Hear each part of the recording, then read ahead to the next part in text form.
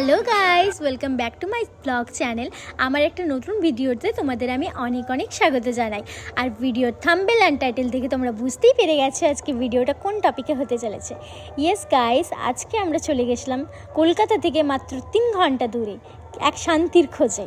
তো ভিডিওটা আজকে খুবই ইন্টারেস্টিং হতে চলেছে, তোমরা দেখো। আর তোমরা যারা যারা এই গরমে ভাবছো কোথায় যাওয়া যায়, তোমরা এই জায়গাটা ঘুরে আসতে পারো। ইয়েস গাইস, আমি শান্তিনিকেতন কথাই বলছি, যেটা কিনা অপূর্ব সুন্দর এক জায়গা। আমার তো খুবই ভালো লেগেছে, তোমরাও চাইলে ঘুরে আসতে পারো।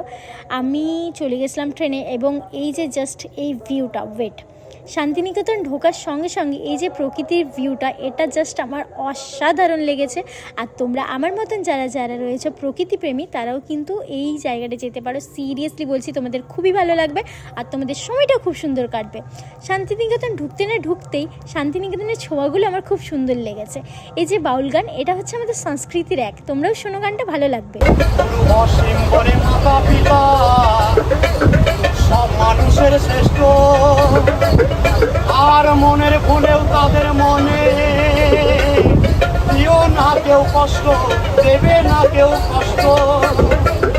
যেমন সতীর কাছে প্রতিষ্ঠ, যেমন সতীর কাছে প্রতিষ্ঠ লিখেছে সাথে পাতা।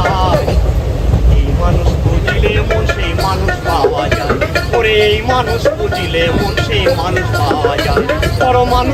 যারা যারা আমার মতন রয়েছে বাউল প্রেমী, তারা কিন্তু কমেন্টে একদম জানাতে ভুলবে না গানটা কেমন লেগেছে।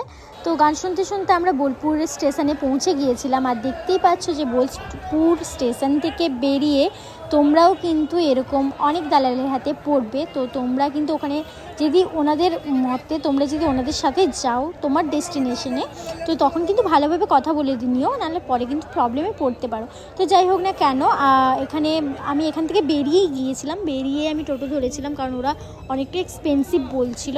তো যাই হোক, আমি তো প্রথমে ভেবেছিলাম যে যাই হোক এখানে অনেকটা ঠান্ডা থাকবে, কিন্তু না গাইজ, এখানে যেমন গরম ছিল সেরকম ছিল জ্যাম। মানে আজকের দিনেই বেশি হয়তো জ্যামটা ছিল, আমি জানতাম না।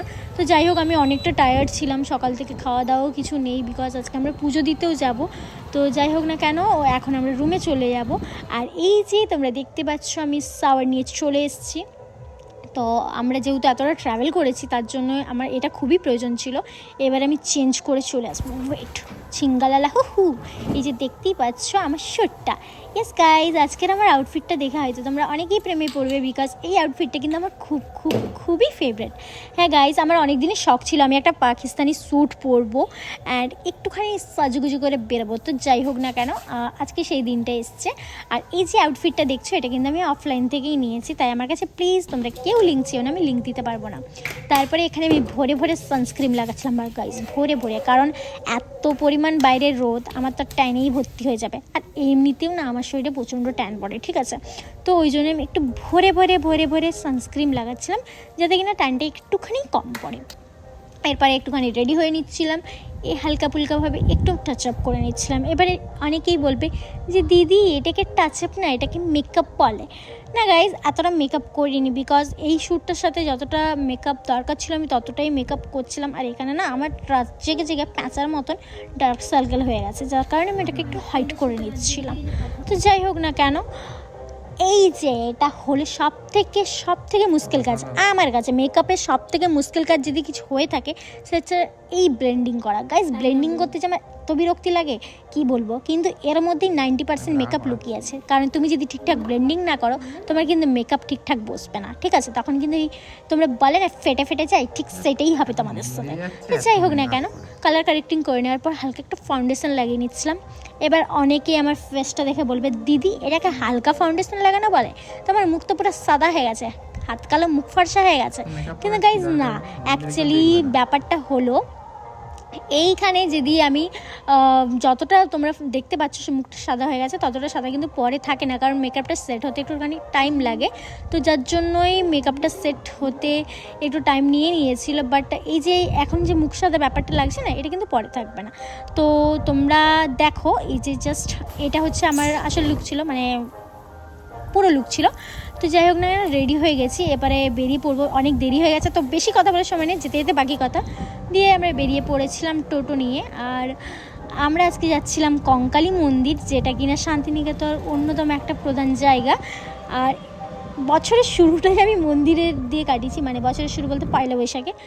তো যাই হোক না কেন, এখানে চলে এসেছিলাম। আর এই মন্দিরের না অনেকটা মানে ঐতিহাসিক গল্প আছে, মানে যেটা আমাদের কথা আছে যে শিবের যে প্রথম স্ত্রী ছিল সতী, সে যখন দেহত্যাগ করেছিল, তার দেহর যে খণ্ডগুলো বিভিন্ন জায়গাতে পড়েছিল, তার মধ্যে এক অন্য প্রধানতম হলো এই কঙ্কালী মন্দির, যেখানে কিনা তার কোমরের অংশ পড়েছিল।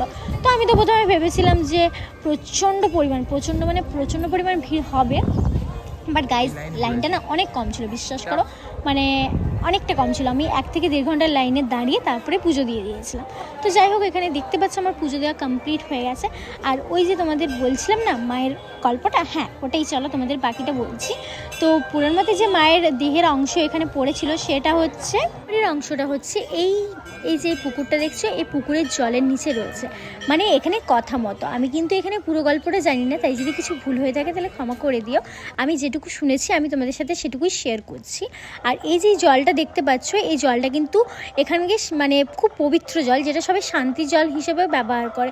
তো যাই হোক, এখানে জলটা প্রথমে আমি একটু মাথায় নিয়েছিলাম, তারপরে হাতের মধ্যে ধাগা বেঁধে নিয়েছিলাম। আর এই পুজো ধাগা বাঁধতে আমার না খুবই ভালো লাগে। তো আজকের ভিডিওটা রইলো এই পর্যন্তই। আর নতুন ভিডিও পেতে চ্যানেলটা সাবস্ক্রাইব করতে কিন্তু একদমই ভুলবে না। শান্তিনিকেতনের ব্লগ কিন্তু এখানেই শেষ হচ্ছে না, নতুন কিন্তু আরও ব্লগ আসতে চলেছে। তো নতুন ভিডিও পেতে চ্যানেলটি like, comment, share and subscribe করতে একদমই ভুলবে না। আর এই ভিডিওটা ওয়াচ করার জন্য অনেক থ্যাংক ইউ।